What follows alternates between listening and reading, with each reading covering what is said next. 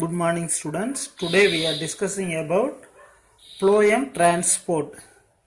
The food synthesized by the leaves are transported by the phloem either to the area of requirement or stored.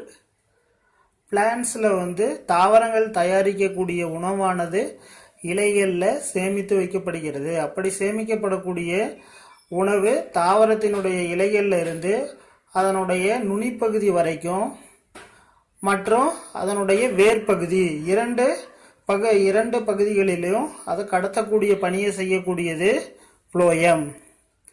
Phloem tissue is composed of sieve tubes which have sieve plates. phloemத்தில் பார்த்தோன்னா phloem is a complex tissue. Complex திசுன்னு சொல்கிறோம். Complex திசுன்னா கூட்டு திசு. இதில் பார்த்தோன்னா sieve tubes இருக்குது, sieve elements இது எல்லாமே இருக்கு. sieve tubes which have sieve plates. sieve platesனா தட்டு போன்ற அமைப்பை கொண்டிருக்கும். Cytoplasmic strands pass through the pores in the sieve plates. Sieve plates are located in the cytoplasmic region of the cells.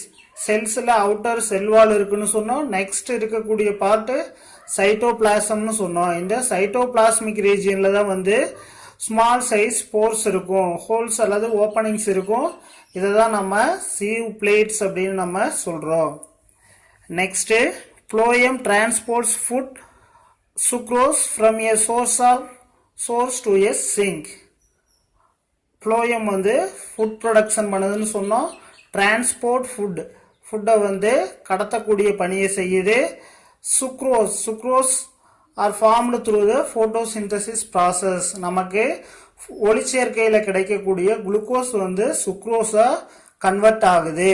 இது பார்த்தோன்னா சோர்ஸ் டு ஏ சிங்க், எந்த இடத்துல உருவாகுதோ அதிலிருந்து transport பண்ணக்கூடிய பணியை செய்யறது phloem. The source is a part of the plant that is synthesize food. உணவை தயாரிக்கக்கூடிய பணியை செய்யறது இலை. The leaf and sink is the part that needs or stores the food. ஃபுட்டை ஸ்டோர் பண்ணி வைக்கக்கூடிய part leaf part. But the source and sinks may be reversed depending on the season. ஒவ்வொரு சீசனுக்கு தகுந்த மாதிரி அந்த தாவர இலைகளில் தயாரிக்கக்கூடிய உணவினுடைய அளவு வேறுபடும். ஆர் த பிளான்ஸ் நீட், தாவரங்களோட தேவைக்கு தகுந்த மாதிரி அதில் உற்பத்தி செய்யக்கூடிய உணவுப் பொருட்களினுடைய அளவு வேரி ஆகும்.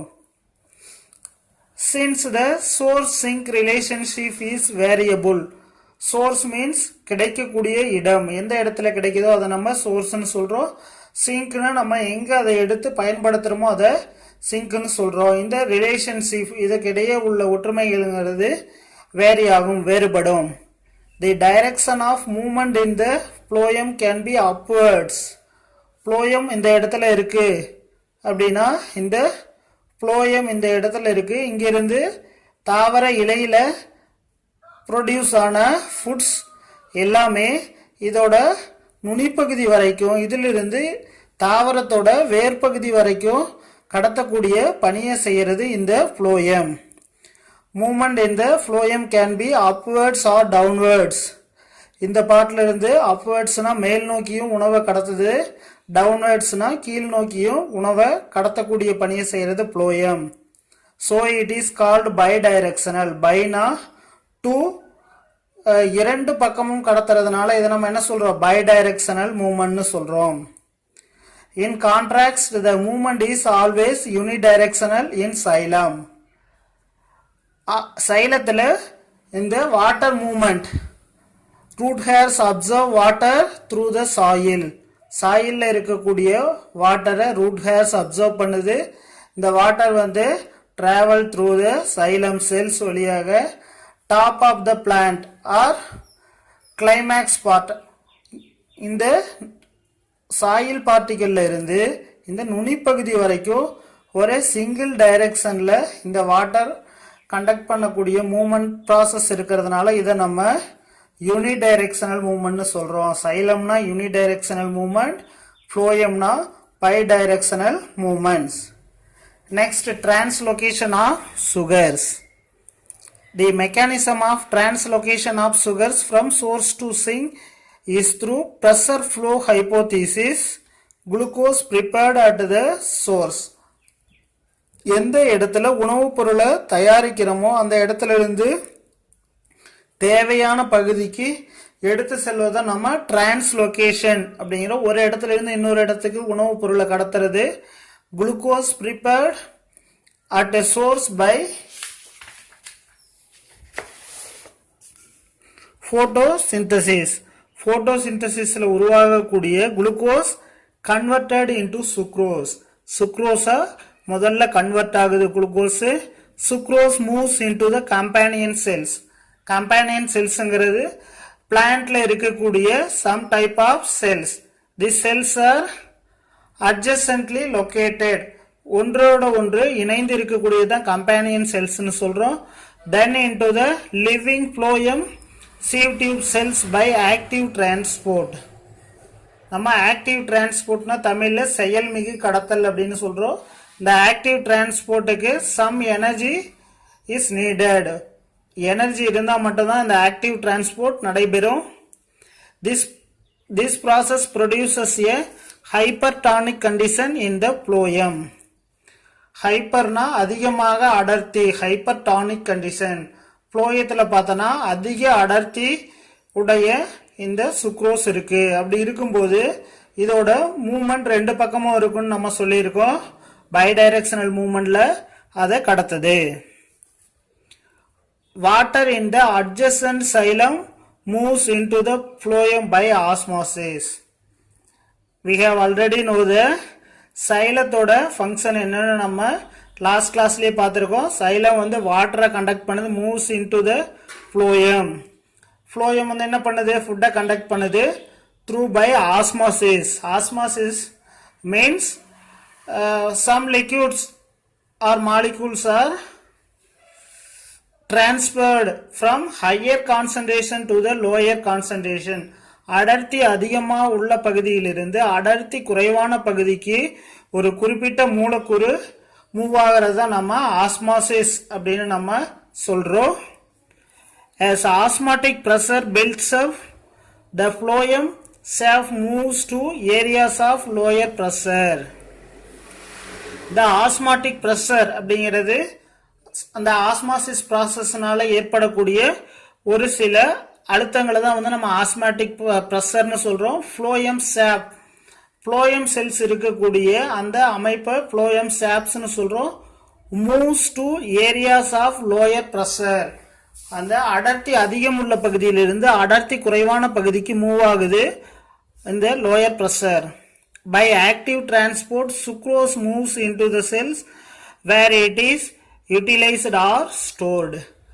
இந்த ஆக்டிவ் டிரான்ஸ்போர்ட் ப்ராசஸ்ல சுக்ரோஸ் வந்து டிரான்ஸ்போர்ட் ஆகுது அப்படின்னு நம்ம சொன்னோம். அப்படி டிரான்ஸ்போர்ட் ஆகக்கூடிய சுக்ரோஸ் வந்து யூட்டிலைஸ்டு, அந்த பிளான்ட் பார்ட் வந்து பயன்படுத்திக்குது அல்லது ஸ்டோர் பண்ணிக்குது, சேகரித்து வச்சுக்குது அந்த எனர்ஜியை. Next, as sugars are removed, the osmotic pressure decrease. இந்த சுகர் கண்டென்ட் வாட்டர் ஆர் பிளான்ட்ஸ்ல இருக்கக்கூடிய இந்த சுகர் கண்டென்ட்டை நம்ம ரிமூவ் பண்ணிட்டோம்னா ஆஸ்மாட்டிக் ப்ரெஷர் வந்து கொஞ்சம் கொஞ்சமா குறைஞ்சிக்கிட்டே வருது. And water moves out of the phloem. அந்த phloemத்துக்குள்ள இருக்கக்கூடிய வாட்டர் கொஞ்சம் கொஞ்சமா வெளியில ரிமூவ் ஆகுது. இந்த ஆஸ்மாட்டிக் ப்ரெஷரை நம்ம ஓபி ஆஸ்மாட்டிக் ப்ரெஷர் அப்படின்னு சொல்லலாம். Next topic, ascent of shape and its events and overview. The upward movement of water and minerals from roots to different plant parts is called ascent of shape. Upward movement means soil இருந்து தாவரத்தோட நுனிப்பகுதி வரைக்கும் the waters are moved in the upward. upwardனா கீழ்ப்பகுதியிலிருந்து டவுன்வேர்ட்ல இருந்து upward, கீழிருந்து மேல் நோக்கி move ஆகக்கூடியதான் நம்ம இதுல சொல்றோம். Minerals from roots, minerals எல்லாமே சாயில்ல இருக்கக்கூடிய மினரல்ஸ் எல்லாமே ரூட் வழியா டிஃப்ரெண்ட் பிளான்ட் பார்ட்டுக்கு மூவ் ஆகக்கூடியது. Example leaf, stem, flower, fruits எல்லாத்துக்கும் மூவ் ஆகக்கூடியதை நம்ம ascent of shaft சொல்றோம்.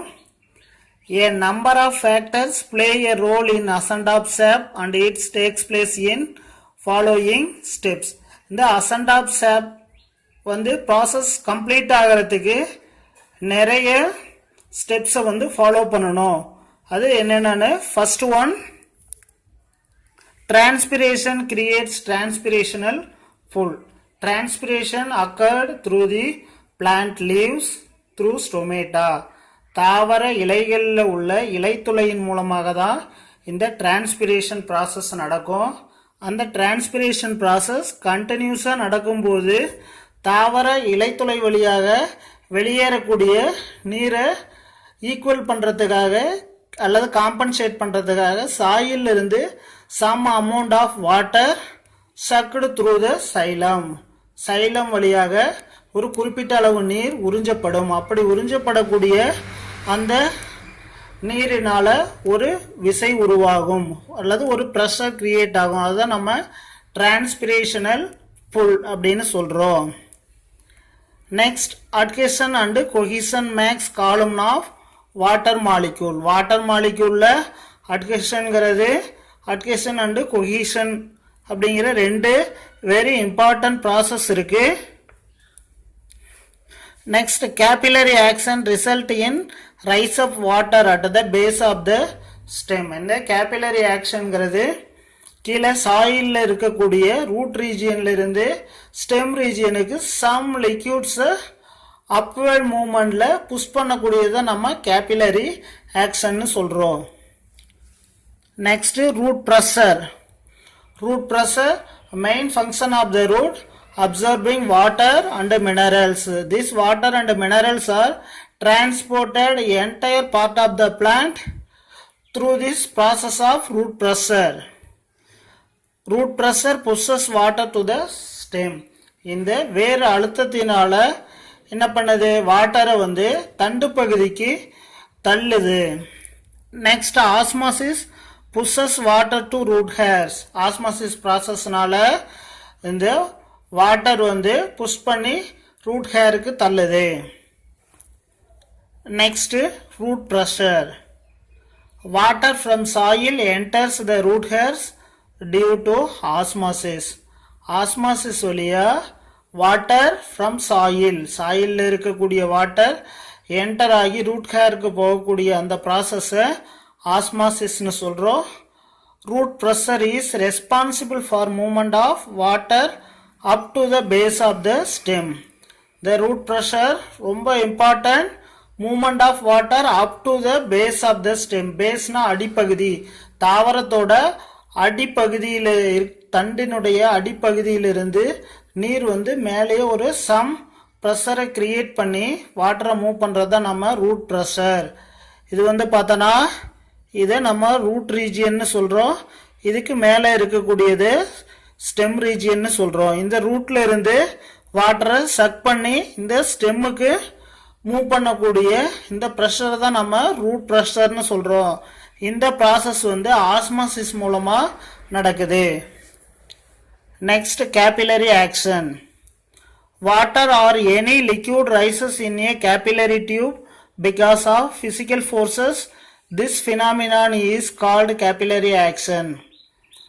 வாட்டர் ஆர் லிக்யூட், நீர் அல்லது ஏதாவது ஒரு திரவம், capillary tube. Capillary tube means this small tube like structure present in the plant cell. தாவர செல்களில் இருக்கக்கூடிய ஒரு ஸ்ட்ரக்சரை தான் வந்து நம்ம சொல்கிறோம் டியூப் லைக் ஸ்ட்ரக்சர்னு சொல்கிறோம். இந்த கேபிலரி டியூப், இந்த டியூப் வழியாக நீரானது மேலே தள்ளக்கூடிய ஃபோர்ஸை தான் சொல்கிறோம். Some physical forces means temperature, humidity, இது எல்லாமே physical forces. air, இது எல்லாம் physical forceன்னு சொல்கிறோம். அதன் மூலமாக நீரானது மேலே போகக்கூடிய நிகழ்ச்சி தான் வந்து capillary action சொல்கிறோம். In the same way, in stem water rises up to the certain height because of capillary action. இந்த ப்ராசஸை ஃபாலோ பண்ணி ஸ்டெம்ல இருக்கக்கூடிய செல்கள், தாவரத்தோட தண்டில் இருக்கக்கூடிய ஒவ்வொரு செல்களும் ஒன்னோட ஒன்று லிங்க் பண்ணி இருக்கும், ஒன்னோட ஒன்று கனெக்ட் ஆகி இருக்கும். ஒன்னோட ஒன்று சேர்ந்து இருக்கும்போது ஒரு செல்லுல இருந்து வாட்டர் மாலிகூல்ஸ் இன்னொரு செல்லுக்கு டிராவல் பண்ணும். அப்படியே அந்த தாவரத்தோட நுனிப்பகுதி வரைக்கும் 100 மீட்டர் 200 மீட்டர் ஹைட் வரைக்கும் டிராவல் பண்ணும். இதுதான் நம்ம கேபிலரி ஆக்ஷன்னு சொல்றோம். Next, adhesion cohesion of water molecules. Water molecules form a continuous column in the xylem because of forces of adhesion and cohesion among the molecules. Water conducting tissue is called xylem. Cohesion, the force of attraction between water molecules or molecules of water is called cohesion. ரெண்டு water மாலிகூலுக்கு இடையே உள்ள ஒரு ஈர்ப்பு விசையை தான் நம்ம என்ன சொல்றோம், cohesion அப்படின்னு சொல்றோம்.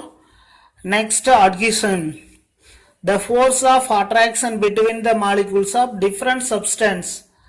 வாட்டர் மட்டும் இல்ல, some மினரல்ஸும் சேர்ந்து இருக்கக்கூடியதுதான் நம்ம cohesion சொல்றோம். adhesion, water molecules stick to a xylem because of force of adhesion. adhesionனால வாட்டர் மாலிகூல் வந்து சைலத்தோட மேல் பகுதியில சிங்கிள் டிராப்லெட் மாதிரி அப்படியே ஒட்டி கொண்டு வர்றது தான் வந்து நம்ம adhesion சொல்றோம். மெயினா இதுல இருக்கக்கூடியது எல்லாமே வாட்டர் மாலிகூல் தான் இருக்கும். Next, dews or water droplets on the leaves of grasses seen in the early mornings. பனித்துளி பார்த்தனா நம்மளோட மார்னிங் டைம், ஏர்லி மார்னிங் விடியற் காலையில புல்வகை தாவரங்கள்ல நிறைய இருக்கும். When the climate is humid and excess of water is present in the plants. climate வந்து humid அப்படின்னா climate ரொம்ப கூலிங்கா இருக்கணும். excess water, அதிக அளவு நீர் வந்து அந்த தாவரத்துல பிரசண்டா இருக்கணும் அல்லது சாயில்ல இருக்கணும். The excess water is exudated in the form of liquid. அந்த அதிக அளவு நீரானது some liquid water droplets வெளியில வரும், ரிமூவ் ஆகும். This is due to root pressure.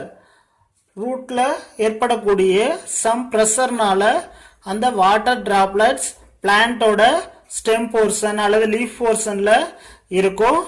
This phenomenon is called guttation. இதை நம்ம guttation சொல்றோம். பார்த்தனா அந்த பிளான்ட்ஸ்ல எந்த பார்ட்லயும் பார்த்தனா எந்த ஒரு இன்ஜுரிஸ் அல்லது டேமேஜஸ் எதுவுமே இல்லாம இருக்கும். ஆனா சம் வாட்டர் டிராப்லெட்ஸ் மட்டும் ஏர்லி மார்னிங்ல பார்க்கலாம். அந்த ப்ராசஸ்க்கு தான் வந்து guttation பேரு. இந்த guttation வந்து ரூட் ப்ரெஷர்னால வாட்டர் டிராப்லெட்ஸ் வந்து வெளியில வருது. இதுக்கு தேவை அந்த பிளான்ட்ல வந்து பார்த்தோன்னா ஹை அமௌண்ட் ஆஃப் வாட்டர் இருக்கணும். which takes place through specialized cells called hydatodes. இந்த guttation process நடைபெறதுக்கு தாவரத்தோட இலைகள்ல ஹைடத்தோட்ஸ் அப்படிங்கிற ஒரு சிறப்பான செல்கள் இருக்கு. Next, transpirational full. Transpiration through stomata creates vacuum which creates a suction. Transpiration means waters evaporated through the upper part of the plant with the leaves. தாவரத்தில் இருக்கக்கூடிய நுனி பகுதியில் இருக்கக்கூடிய இலைகளின் மூலம் நீரானது ஆவியாக வெளியேறக்கூடிய நிகழ்ச்சி தான் நம்ம டிரான்ஸ்பிரேஷன், நீராவி போக்குன்னு சொல்றோம். இது எதன் மூலமா நடைபெறுகிறது? ஸ்டொமேட்டா, இலைத்துளையின் மூலமாக நடைபெறுகிறது. அப்படி அந்த டிரான்ஸ்பிரேஷன் நடைபெறும் பொழுது கிரியேட்ஸ் வேக்கம், ஒரு வெற்றிடத்தை உருவாக்கும். தொடர்ந்து நீரானது வெளியேறி கொண்டிருக்கும் போது ஒரு வெற்றிடம் உருவாகும். அந்த வெற்றிடத்தினால கிரியேட்ஸ் எ சக்சன். சக்சன்னா நீரை உறிஞ்சக்கூடிய ஒரு தன்மை. நீரை வந்து தொடர்ந்து சக் பண்ணி உறிஞ்சி எடுத்துக்கிட்டே இருக்கும். அப்படி எடுத்துக்கிட்டு இருக்கக்கூடிய நீரானது தொடர்ந்து எவாபரேட் ஆகிட்டே இருக்கும். இந்த ப்ராசஸ் தான் நாம டிரான்ஸ்பிரேஷனல் ஃபுல்னு சொல்றோம். இந்த டிரான்ஸ்பிரேஷனல் ஃபுல் நடைபெறதுக்கு இம்பார்ட்டன்ட் ரூட் ஹேர்ஸ் வழியாக வாட்டர் ஆனது சக் பண்ணி ரூட்ல இருந்து சைலம் வழியா பிளான்டோட லீவ்ஸ், இலைப்பகுதிக்கு நீர் வரணும். The transpirational full sucks the water column from the xylem tubes, and thus the water is able to rise to great heights even in the tallest plant. இந்த transpirational full process மூலமாக தான் very tallest plant 100 metre அல்லது 500 300 metre ஹைட்டில் இருக்கக்கூடிய பிளான்ஸுக்கு எல்லாமே water வந்து conduct பண்ணுது. ஒரு செல்லில் இருந்து இன்னொரு செல்லுக்கு இந்த டிரான்ஸ்பிரேஷனல் ஃபுல் மெத்தடில் தான் இந்த வாட்டர் டிரான்ஸ்போர்ட் நடக்குது.